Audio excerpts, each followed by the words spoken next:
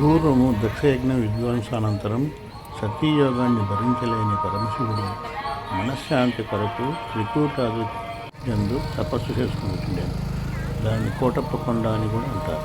కోటప్ప కొండ దిగువన ఉన్న కొండ కావూరు అనే గ్రామంలో నంద కుందారి అను యాదవ దంపతులకు ఆనందవల్లి అను కుమార్తె కలదు. ఈ గొల్లబామ కొండపైకి ఎక్కి ఆవల గ్రామాలకు వెళ్ళి పాలు, పెరుగు, తేనె అమ్మి వచ్చుచుండేది. పరమశివుడు తపస్సు చేయుటగాంచి ప్రతిదినము పాలు, తేనె నైవేద్యం పెట్టి ఇంటికి పోయేది. ఆ సమయమునే సాలంకయ్య అనే రైతు పరమశివుడు ఉన్న ప్రాంతానికి రాగా అక్కడ పరమశివుడు అతనికి యోగి రూపమున కనిపించాను. సాలంకయ్య అతనిని మహానుభావుడిగా గుర్తించి స్వామి చెంతకు చేరి తన వద్ద ఉన్న ఫలములు స్వామివారికి సమర్పించాను.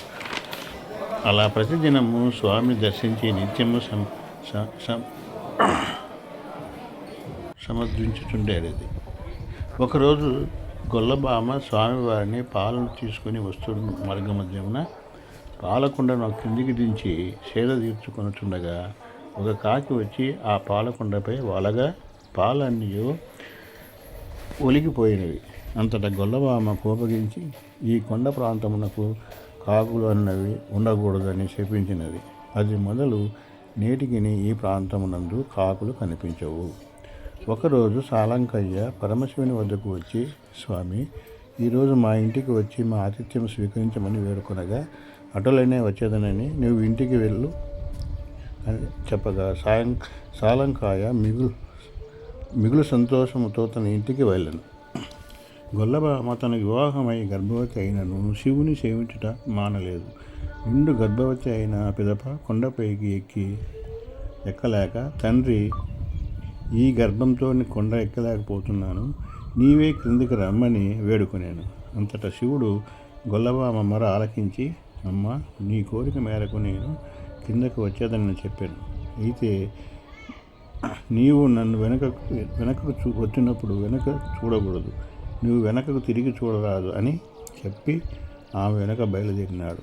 కొంత దూరం పయనించిన తర్వాత శివుని పాదదాటికి కొండలు పగిలి వింత వింత ధ్వనులు వచ్చుటచి గొల్లబామ వెనకకు తిరిగి చూసింది.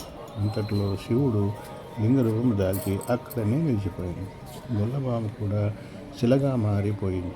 ఆ సమయంలో స్వామి ఆతిథ్యమునకు రాలేదని స్వామివారి కోసం వచ్చిన సాలంకయ్య ఆ దృశ్యం కనిపించి విలపించాడు.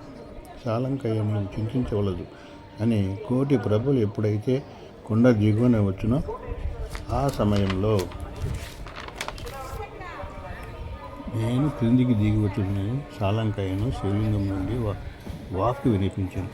ఆ శివలింగం గల పవిత్ర స్థలమే కోటప్ప కొండగా ప్రసిద్ధిగాంచినది. ఆ లింగం నాకు ఆలయం నిర్మించి త్రికోటీశ్వర స్వామిగా భక్తితో పూజిస్తున్న సాలంకయ్య కాలక్రమేణా గొల్లబామ ఆలయం నిర్మించింది. అమ్మవారికి కూడా ఒక దేవాలయం కట్టించేదనగా అతని కళలో కనిపించి సతీ వియోగంతో తాను ఇక్కడికి వచ్చింది కనుక ఈ క్షేత్రంలో కళ్యాణం జరగవద్దని చెప్పింది. కనుక ఇక్కడ శివ కళ్యాణం జరగదు. శ్రీకృష్ణదేవరాయలు కొండ మీద జయించుటకు వచ్చి మాసమైనను జయించలేక స్వామి